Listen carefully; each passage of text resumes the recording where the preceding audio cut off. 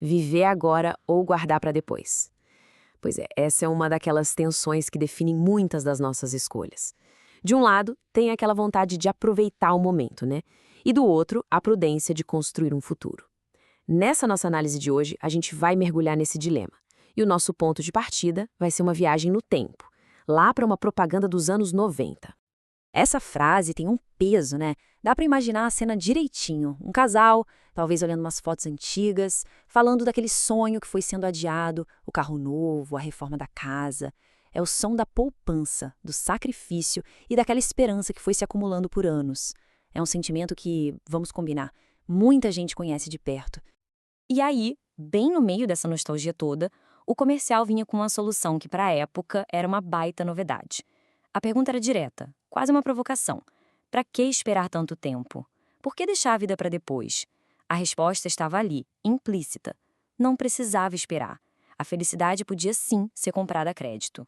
Bom, essa ideia de comprar o tempo acaba forçando a gente a dar um passo para trás e pensar. O ato de juntar dinheiro, como o casal do comercial fazia, parece uma coisa super concreta, certo? Mas, se a gente parar para pensar um pouquinho, o que é esse dinheiro? O que é essa riqueza que a gente tanto busca? E aqui a gente chega num ponto central dessa conversa. O dinheiro por si só não é o objetivo final. Sabe aquele número que aparece no aplicativo do banco? Aquilo é só uma promessa, um potencial. Ele só vira algo real, só ganha sentido quando a gente transforma ele em alguma coisa que dá para tocar, sentir, uma viagem, uma refeição, uma experiência. Sem isso, é só um número numa tela. O grande problema é que essa promessa não é nada estável. O poder de compra daquele número hoje pode ser bem diferente amanhã. Os preços de tudo que a gente quer mudam o tempo todo. E claro, tem a variável mais crítica de todas, aquela que não entra em planilha nenhuma, o nosso próprio tempo. A certeza de que a nossa existência tem um fim. E para entender bem essa relação entre dinheiro, tempo e prazer, tem uma analogia que é, digamos, visceral. Vamos pensar no que a fonte que a gente analisou chama de o problema do rodízio. Imagina só essa cena. Alguém que passou a vida inteira sonhando em ir num rodízio de carnes daqueles, mas sempre economizando, deixando para depois. Aí, aos 70 anos, finalmente tem dinheiro sobrando. Poderia ir todo santo dia se quisesse. A questão que fica é qual é o valor real desse prêmio agora? O prazer de realizar esse sonho é o mesmo que teria sido aos 30? E a análise aqui é, vamos ser honestos, um pouco brutal.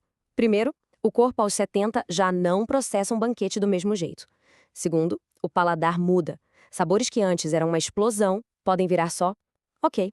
Terceiro, aquilo que era um evento especial, se você puder fazer todo dia, vira rotina.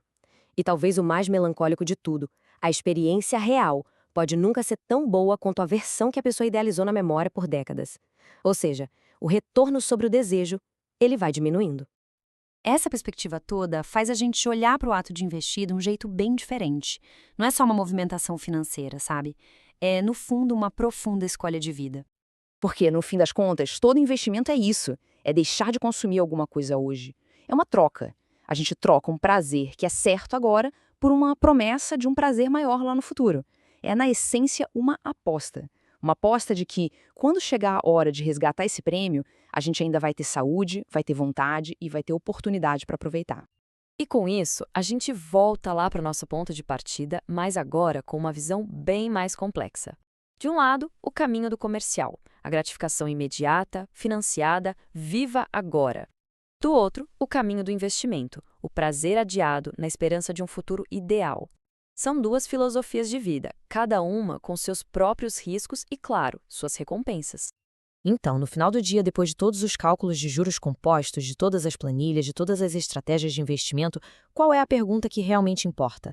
O que a gente busca de verdade quando acumula capital? E essa reflexão nos deixa com esta questão final, que ecoa com uma urgência enorme. Pensa bem, se uma vida inteira de sacrifício resulta em milhões na conta, mas o tempo já cobrou seu preço sobre o corpo, sobre o desejo, qual foi de fato o retorno sobre esse investimento? Qual foi o verdadeiro lucro?